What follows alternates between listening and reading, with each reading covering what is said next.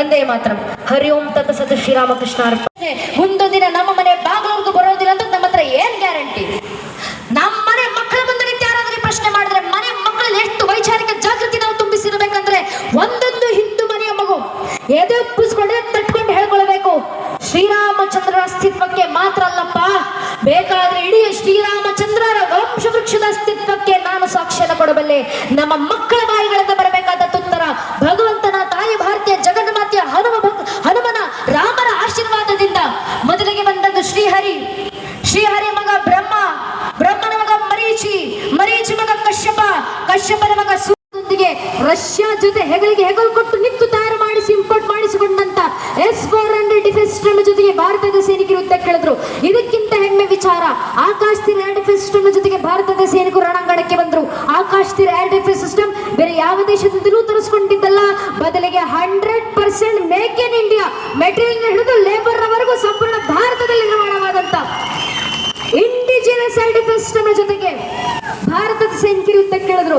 ನಮ್ಮ ಸೈನಿಕರು D4 defence ಸಿಸ್ಟಮ್ಗಳು ಸಿದ್ಧವಾಗಿದ್ವು, ಸಮರ್ ಏರ್ ಡಿಫೆನ್ಸ್ ಸಿಸ್ಟಮ್ಗಳು ಸಿದ್ಧವಾಗಿದ್ವು, ರಫೇಲ್ ಫೈಟರ್ ಜೆಟ್ಗಳು ಸಿದ್ಧವಾಗಿದ್ವು with SCALP missile loaded, Sukhoi 30 MK fighter ಜೆಟ್ಗಳು ಸಿದ್ಧವಾಗಿದ್ವು with BrahMos missile loaded, Nagastra suicide drone ನಮ್ಮ ಸೈನಿಕರು ಸಿದ್ಧವಾಗಿದ್ವು, ಅವು ಕೂಡ 100% ಮೇಕ್ ಇನ್ ಇಂಡಿಯಾ.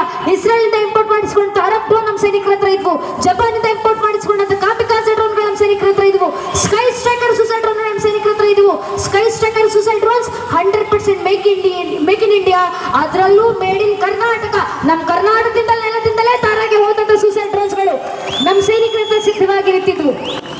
ಇಡೀ ಆಪರೇಷನ್ ಸಿಂಧೂರದ ಸಂದರ್ಭಕ್ಕೆ ಭಾರತದ ಸೈನಿಕರು ಇಸ್ರೋದೊಂದಿಗೆ ಲೈವ್ ಕೋಆರ್ಡಿನೇಷನ್ ಅನ್ನು ಸ್ವೀಕರಿಸುತ್ತಿದ್ರು.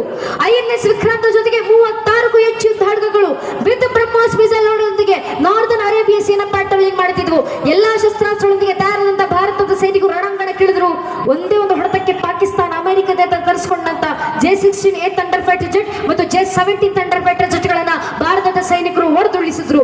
ಒಂದೇ ಒಂದು ಹೊಡೆತಕ್ಕೆ ಪಾಕಿಸ್ತಾನ ಟರ್ಕಿಯಿಂದ ತರಿಸಿಕೊಂಡ ಸೂಸೈಡ್ ಡ್ರೋನ್ಸ್ ಗಳನ್ನ ಭಾರತದ ಸೈನಿಕರು ಮಣ್ಣಲ್ಲಿ ಮಣ್ಣಾಗಿಸಿದ್ರು.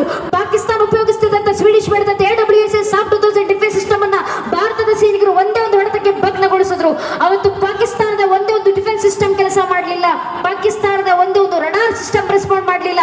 ಇಡೀ ಆಪರೇಷನ್ ಸಿಂಧೂರವನ್ನ ಭಾರತದ ಸೈನಿಕರು ಸಾಕಾರಗೊಳಿಸಿದ್ರು.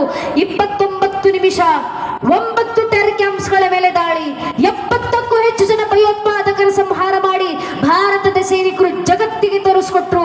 ಭಾರತ ಮಲಗಿದ್ರೆ ಮಾತ್ರ ಕುಂಭಕರ್ಣ, ಎದ್ರೆ ವೀರಭದ್ರ ಅನ್ನೋದನ್ನ ಜಗತ್ತಿಗೆ ಸಾಬೀತುಪಡಿಸುವಂತ ಕೆಲಸ ಭಾರತದ ಸೈನಿಕರು ಮಾಡಿ ತೋರಿಸಿದ್ರಲ್ಲ, ನಮ್ಮ ಸೈನಿಕರು ತೋರಿಸ್ಕೊಟ್ಟಿದ್ದಾರೆ.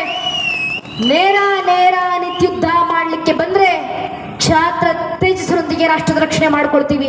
ಉಳಿದಿರುವ ಕೆಲಸ ರಾಷ್ಟ್ರದ ಗಡಿ ಒಳಗಿರುವಂತ ನಾವುಗಳು ಬ್ರಹ್ಮ ತೇಜಸ್ಸಿನೊಂದಿಗೆ ವೈಚಾರಿಕವಾಗಿ ಪರಂಪರೆ ರಕ್ಷಣೆ ಮಾಡ್ಕೊಂಡ್ರೆ ಸಾಕು. ನಮ್ಮ ಮೇಲಾಗೋದು ವೈಚಾರಿಕ ದಾಳಿ, ನಮ್ಮ ಮೇಲಾಗುತ್ತೋ ಇಲ್ವೋ ಗೊತ್ತಿಲ್ಲ. ಇವತ್ತು ಹಿಂದೂ ಸಂಗಮ, ಹಿಂದೂ ಸಮಾಜೋತ್ಸವ ಕಾರ್ಯಕ್ರಮಗಳನ್ನ ಆಯೋಜನೆ ಮಾಡ್ತಿದ್ದೀವಿ. ದೇಶದಾದ್ಯಂತ ಸಾವಿರಾರು ಲಕ್ಷಾಂತರ ಕಾರ್ಯಕ್ರಮಗಳು ಸಾಗಿ ಬರ್ತಿದ್ದಾವೆ. 100 ವರ್ಷಗಳ ಕಾಲ ಸಂಘ ಕೆಲಸ ಮಾಡ್ತಾ ಬಂದಿದೆ. ಯಾರಿಗೋಸ್ಕರ? ನನಗೋಸ್ಕರನೂ ಅಲ್ಲ, ನಿಮಗೋಸ್ಕರನೂ ಅಲ್ಲ.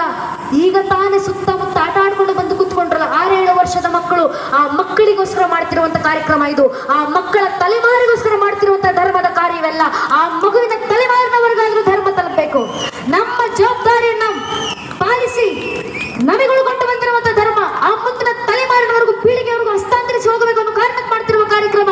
ವೈಚಾರಿಕ ದಾಳಿ ಆಗೋದು ಆ ವಯಸ್ಸಿನ ಮಕ್ಕಳ ಮೇಲೆ, ಆ ತಲೆಮಾರಿನ ಮೇಲೆ. ನಮ್ಮ ಬೆಂಗಳೂರಿನಂತ ನಗರಗಳಲ್ಲಿ ನನ್ನ ತಂದೆ ಆಟೋ ಚಾಲಕರು, ರಿಕ್ಷಾ ಡ್ರೈವರ್. ನಮ್ಮಪ್ಪ ಇವತ್ತಿಗೂ ಬೆಂಗಳೂರಲ್ಲಿ ವೃತ್ತಿಯಿಂದ ಆಟೋ ಓಡಿಸ್ತಾರೆ. ನಮ್ಮಪ್ಪ ನನಗೆ ಹೇಳಿದಂತ ಅವರ ಅನುಭವದ ಮಾತು, ಬೆಂಗಳೂರಿನ ಕಾಲೇಜ್ಗೆ ಹೋಗುವಂತ ಮಕ್ಕಳು ಹಣೆ ಕುಂಕುಮ ಹಚ್ಕೊಂಡು ಆಟೋ ಹತ್ತುತ್ತಾರೆ. ಆಟೋ ಹಿಡಿದು ಕಾಲೇಜ್ ಒಳಗೆ ಹೋಗೋಕ್ಕೂ ಮುಂಚೆ ಹಾಡಿನಲ್ಲಿರುವಂತ ಕುಂಕುಮ ಅಳಿಸಿ ಆನಂತರ ಕಾಲೇಜ್ ಕ್ಯಾಂಪಸ್ ಒಳಗೆ ಕಾಲಿಡುತ್ತಾರೆ. ನಮ್ಮದೇ ಮನೆ ಹಿಂದೂ ಮಕ್ಕಳು. ಯಾಕೆ? ನಮ್ಮನೆ ಮಕ್ಕಳಿಗೆ ಹಣೆ ಮೇಲೆ ಧಾರ್ಮಿಕ ಸಂಕೇತ ಧರಿಸಿ ಜಗತ್ತಿನ ಮುಂದೆ ಓಡಾಡಲಿಕ್ಕೆ ಇವತ್ತು ಕೀಳಿರಿಮೆ. ನಮ್ಮನೆ ಮಕ್ಕಳಿಗೆ ನಾನೊಬ್ಬ ಹಿಂದೂ ಅಂತ ಜಗತ್ತಿನ ಮುಂದೆ ಸಾರಿ ಹೇಳ್ಕೊಳ್ಳಿಕ್ಕೆ ಇನ್ಫೀರಿಯಾರಿಟಿ ಕಾಂಪ್ಲೆಕ್ಸ್.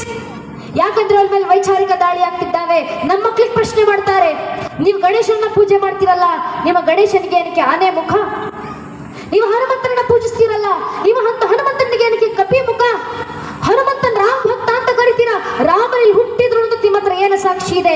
ಪ್ರಶ್ನೆ ಮಾಡ್ತಾರೆ. ದುರಾದೃಷ್ಟವಶಾತ್ ಪ್ರಶ್ನೆ ಮಾಡೋರು ಸಾಮಾನ್ಯರಲ್ಲ. ಕೋರ್ಟ್ ನಲ್ಲಿದ್ದು ಕಪಿಲ್ ಸಿಬ್ಬಲ್ ಎಂಬ ವಕೀಲರು ಪ್ರಶ್ನೆ ಮಾಡ್ತಾರೆ. ಶ್ರೀರಾಮ